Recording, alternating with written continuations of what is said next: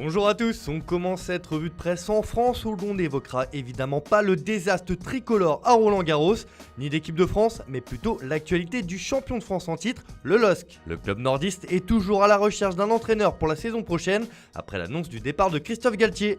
Et comme l'indique l'équipe sur sa une aujourd'hui, les Dogs pensent à Patrick Vieira. L'ancien milieu de terrain des Bleus est dans la shortlist des champions en titre pour prendre la relève de Galtier qui lui est toujours annoncé du côté de Nice, l'ancien club de Vieira justement. Plusieurs noms sont évoqués depuis quelques semaines, mais le LOSC va devoir agir rapidement pour préparer la saison prochaine.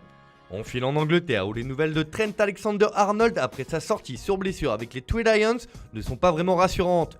Comme l'annonce The Guardian sur sa une ce matin, le joueur de Liverpool quitte la sélection après une déchirure musculaire à la cuisse. Une mauvaise nouvelle pour le joueur qui était revenu à un sacré niveau et avait convaincu Gareth Southgate de le prendre dans la liste des 26. Le défenseur a quitté le rassemblement anglais et comme le résume le Daily Telegraph, il ne participera pas à l'Euro et c'est une véritable déception.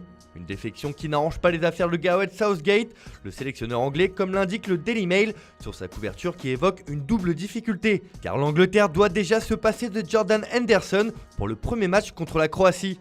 Les Three Lions ne vont pas commencer la compétition dans les meilleures dispositions.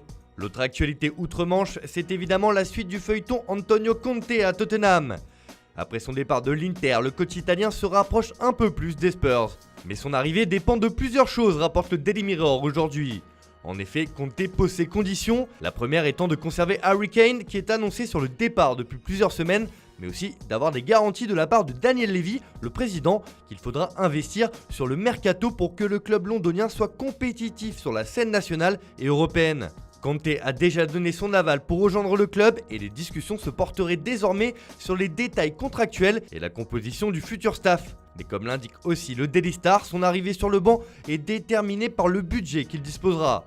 Comme à son habitude, Conte est exigeant et veut des garanties pour remporter des titres.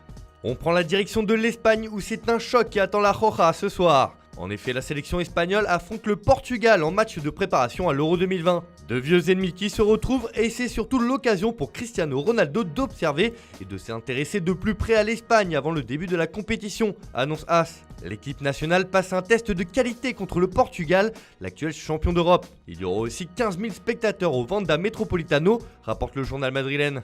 De son côté, Marca donne la parole à un joueur de l'Atlético de Madrid, Coque, qui veut donner de la joie et des émotions au peuple espagnol pendant cet Euro. Après les temps difficiles liés à la crise du Covid, le milieu de terrain se veut ambitieux et espère que sa sélection ira loin lors de cet Euro. Réponse dans les prochaines semaines. On reste en Espagne mais du côté de Barcelone où ça y est c'est officiel, Ronald Koeman sera l'entraîneur du Barça la saison prochaine. Comme l'annonce Mundo Deportivo sur la couverture de son édition du jour, il reste, faisant référence à un vieux démon, le Sequeda de Gérard Piqué et l'affaire Neymar. Sinon la décision de conserver Koeman a été entérinée hier par le président du club Joan Laporta. C'est le conseil d'administration qui a ratifié la continuité de Koeman comme entraîneur la saison prochaine, indique le journal catalan. Le club Blaugrana a également officialisé hier le retour de Jordi Cruyff dans l'organigramme du club, 25 ans après son départ quand il était joueur. En tout cas, le dossier de l'avenir de Koeman réglé fait aussi la une de Sport ce matin qui titre avec une déclaration de Laporta qui estime que le néerlandais est le meilleur pour le Barça. Maintenant que la situation est claire entre le coach et son président, le club va pouvoir se tourner un peu plus vers le mercato et le quotidien nous apprend que Memphis Depay se rapproche à grands pas du Barça avec un contrat de 3 ans à la clé. Libre depuis son départ de l'Olympique lyonnais, l'attaquant néerlandais va arriver libre à l'image de Sergio Agüero ou encore Eric Garcia. Décidément, le Barça veut flairer les bons coups sur le mercato cette année. On termine ce tour de la presse sportive en Italie où après la bombe de AS qui a annoncé hier que Cristiano Ronaldo voulait quitter la Juve et que le PSG serait intéressé pour le recruter, ce matin le Corriere dello Sport nous apprend que l'avenir du Portugais est entre ses mains. C'est à toi de choisir Cristiano, titre le quotidien transalpin. Le quintuple ballon d'or a le choix soit de rester à Turin une saison de plus ou alors relever un ultime défi en Europe et pourquoi pas en France. En tout cas, une chose est sûre, le journal italien indique que la vieille dame ne retiendra pas sa star. Et d'ailleurs, de son côté, Tuttosport annonce que le club turinois vise 2 attaquants en cas de départ du Portugais. Encore une fois, c'est le nom de Mauro Icardi qui revient, mais aussi celui de Dusan Vlahovic de la Fiorentina. Un duel pour la Juve qui sera déterminé dans les prochains jours pour définir les lignes du mercato. En tout cas, les deux joueurs sont les cibles prioritaires pour cet été.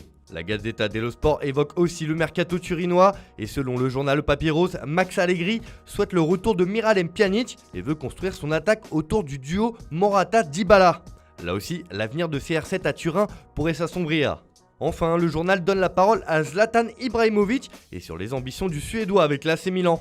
L'ancien Parisien veut gagner à nouveau le Scudetto et affiche ses ambitions. Alors qu'Olivier Giroud est dans le viseur des Rossoneri, Ibra valide la piste. Une bonne nouvelle pour le Français.